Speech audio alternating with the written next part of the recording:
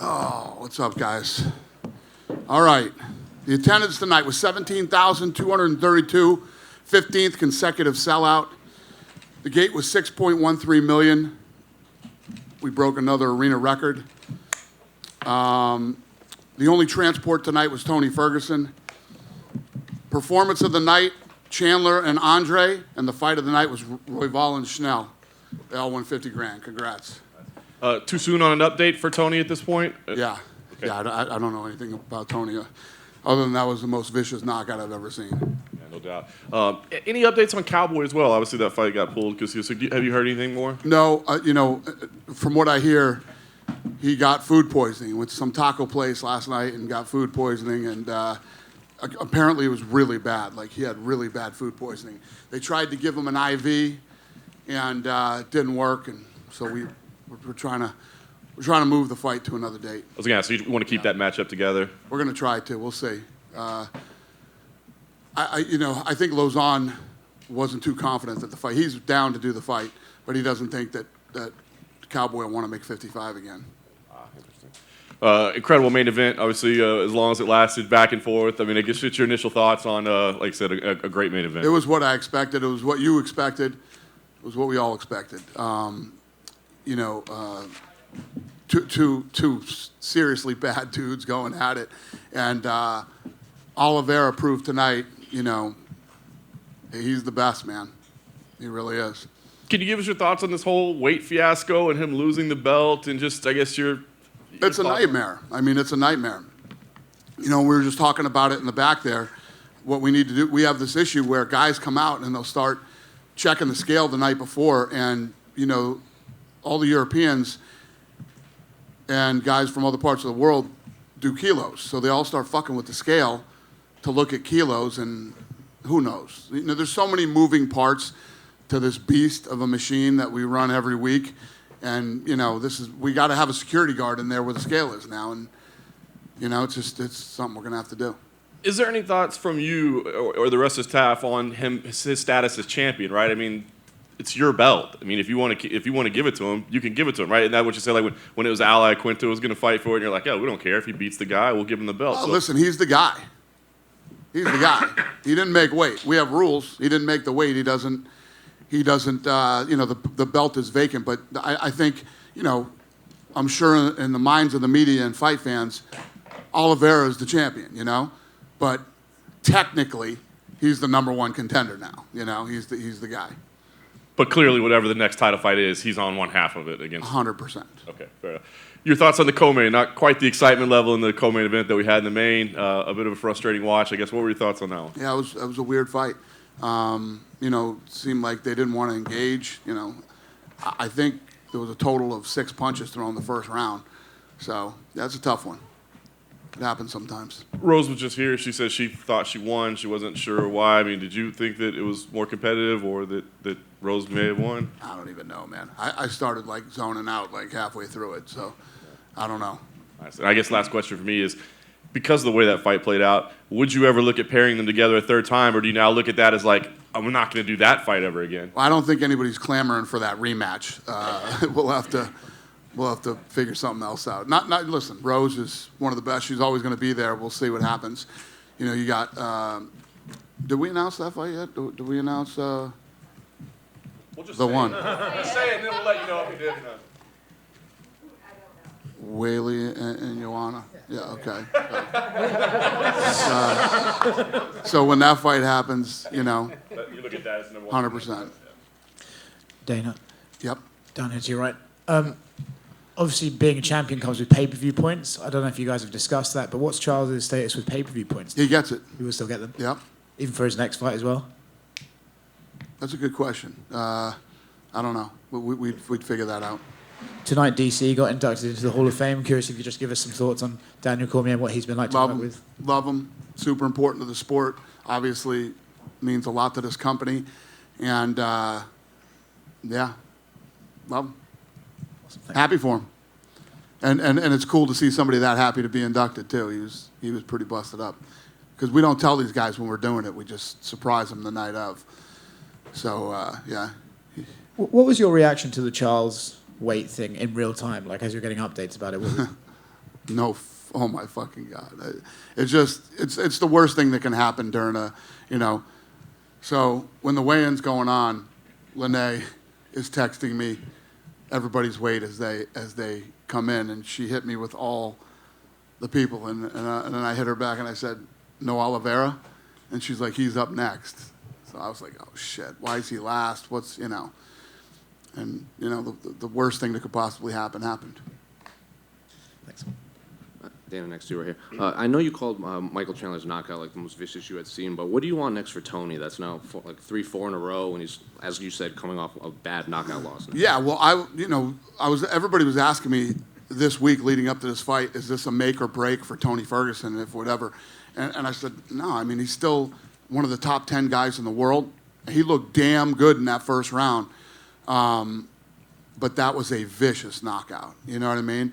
I think what needs to happen now is Tony needs to take some time off after that knockout, and I don't know, But it's not like, oh my God, Tony got dominated, and looks like he doesn't even belong here. And Tony looked damn good right up until he got caught.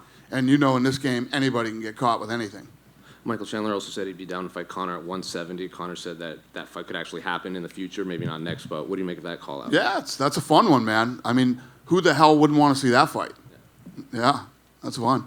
But Conor's not ready yet, so Conor's hurt. So, when Conor's 100% and can actually really start training for a fight, then we talk about what's next for Conor. But listen, who doesn't want to see Chandler versus Conor? Raise your hand. Oh, he's just messing with his camera there. I thought it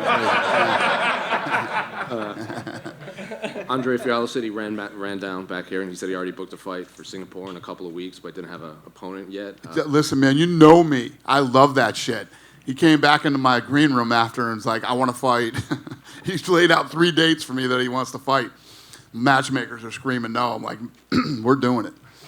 If he wants to do it, I'm in. I love that shit. But no name yet? He didn't say he didn't have a name? No.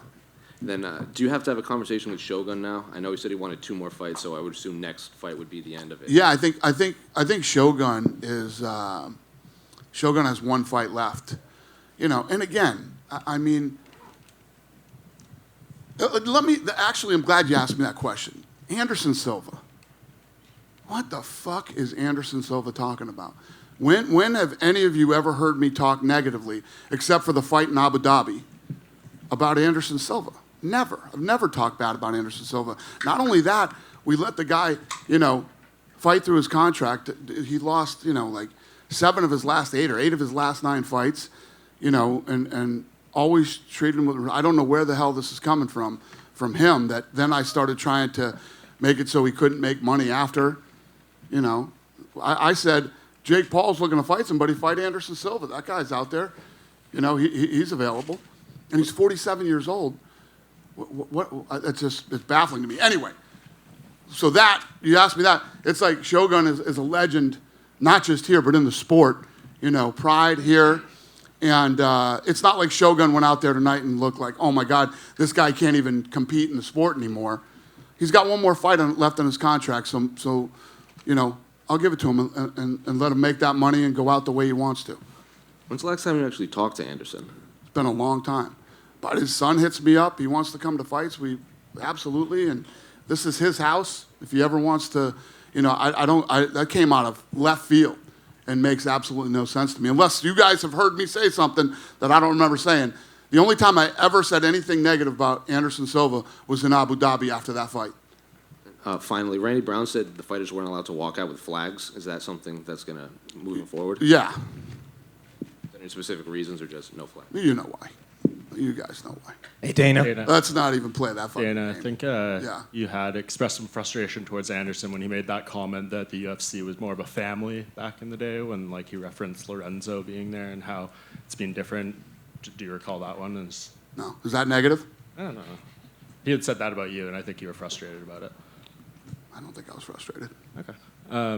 Another question. A lot of people... Did you hear me talk negatively about him? No, I don't think it was particularly negative, but you thought he was kind of out of line when he made that comment, I recall. Thought it was probably weird or something. Yeah. But, never negative. I never said anything bad about Anderson Silva. Tell me something I said bad about Anderson Silva. I think you're right. A lot of people kind of freaking out when they saw that War Room, all the fights on the board and stuff. I know a lot of those have been confirmed. I'm sure you know what I'm going to ask. Nate Diaz versus Hamzat Chimaev. What's the deal with that? Some of those are just placeholders. So when we go in there, we'll have placeholders in place. So none of that stuff are done deals. Those are all, some of them are just placeholders. Some of them are done and some of them aren't. Is that a fight you want to do? Yeah, Is it being offered to Nate? I don't know. And another one was on there was Jones and Stipe. John Jones had come out over the weekend and said the UFC is playing little games and making that fight. Do you have any idea what he's referencing? Yeah, I'm sure he did. You know what? Now that would be something that I could go, oh, John. If I was John Jones, I'd think the same thing because it's on the board in there. But you can't. That's why we shot that podcast in there, but we didn't announce anything or say anything. That's just shit that's on the wall in there. And that fight is not happening then, no. So no games. John knows what's going on. That wasn't, that's something that people read on the wall, not something that we said is done. And you guys put together Max Holloway and Volkanovski. That was part of the lineup that came out today. Was that always the fight that you guys wanted to do next since it was originally booked for earlier this year? Yeah. Perfect. Thank you. Okay. Hey, Dana. After everything that went on this weekend, Beneil Dariush and Islam Makhachev, you still want to make that fight next? I do. But Joe Rogan just grabbed me in the hallway and told me not to.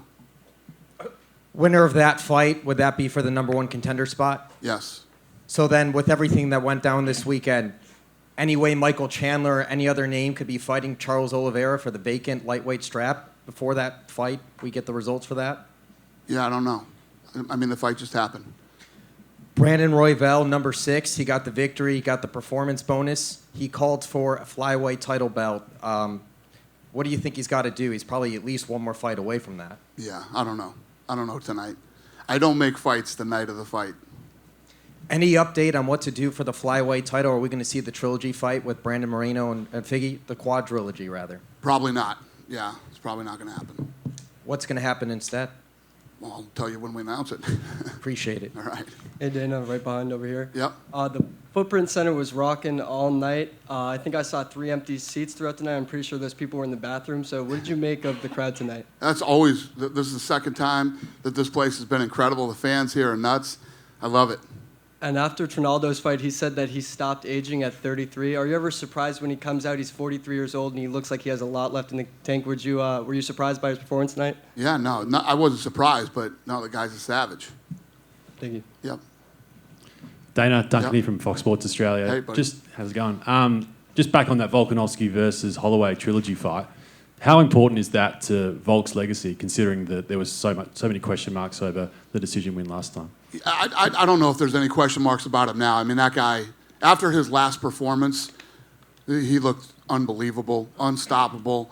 And, it's one of those things as you continue to win and you continue to feel comfortable in there and you continue to feel like this is your house, you only get better. And it's going to be interesting to see this fight. This is the fight that needs to happen. I think everybody wants to see it. It's arguably his toughest test he's had in all of his defenses since he's been champ, and it could be the defining moment in his career where it's like, let's not discuss this again. Let's never have this conversation again. He wants 3 fights this year. How likely is that to happen? Very likely. If he wants 3, we'll definitely get him 3. And he's indicated he wants to move up to lightweight at some stage. Who could we see him fight in lightweight? Because I don't know. He's right up there in the pound for pound rankings. If he continues to win and dominate that division, and he wants to move up to that division, he could take on the champion. Straight away? Sure. Champion versus champion. Yeah, because it's a pretty stacked division. Yeah, it's a nasty division. And just one final one on International Fight Week. Israel Adesanya, one of the biggest superstars in the sport. Just your thoughts on that fight with Cannonier? Yeah, he's another guy. That's what I love about Israel. He always wants to fight. This guy wants to fight all the time. He wants to stay busy. And, he's another guy that's been cleaning out that division. So Cannonier's the next guy.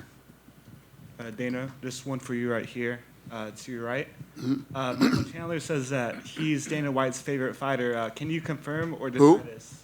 Michael Chandler. Michael Chandler. I like Michael Chandler. Yeah, the Dana White privilege thing is ridiculous. Tonight had nothing to do with Dana White privilege. I had nothing to do with what happened in there tonight. I saw somebody sent me this fucking stupid article that some moron wrote last week about Dana White privilege, and that basically bitching about fighter pay. And then Conor came out with a statement about Tony, and then this guy said, this guy embodies Dana White privilege, whatever the fuck that even means. It's the most ridiculous thing that I've ever heard in my life. So you're bitching about fighter pay, yet a guy like Conor McGregor, who's built himself up, sold millions of pay-per-views and become a star, has Dana White privilege? Fucking one of the dumbest things I've ever read in my life. It's unfortunate that that's just the type of fucking guys that write stories in this sport. But anyway, Awesome event. I hope I answered your question. Hi, Dana. Hi. Mauricio Shogun, he has just one more fight, right, in UFC. Yes. What kind of opponent do you have in mind for him for his last fight? Sir, I love you. The guy just fucking fought 2 hours ago. I have no idea who he's going to fight when he fights again. Sure, fair Okay. enough. For you, what makes more sense? Conor fighting Michael Chandler, Charles Oliveira, Kamaru Usman, since everybody's calling him out. Yeah, I mean, he's the biggest superstar in the sport. So, everybody's going to call him out. I think that, first of all, talking about Conor he's not ready. When Conor's 100% healthy, you look at what like I'll give you an example. You guys, for the last however many months, want to talk to me about Conor. I would have never said Chandler in a million years. And then tonight happened the way that it happened, and Chandler says, hey, Conor, let's fight. And Conor's like, yeah, you know what? I actually would like to fight you. I think it would be an exciting fight. So by the time Conor is ready to actually compete, who knows what's going to happen? Who knows what the landscape's going to be? But I promise you, we'll make a good one. And Dana, right back over here again. Yeah. If you were, for some reason, to listen to your friend Joe's advice and make Makhachev versus Oliveira, is there a potential for a Dariush-Chandler matchup? I haven't heard many people speak about that. Is there? Would that matchup interest you? I don't know, brother. I don't know.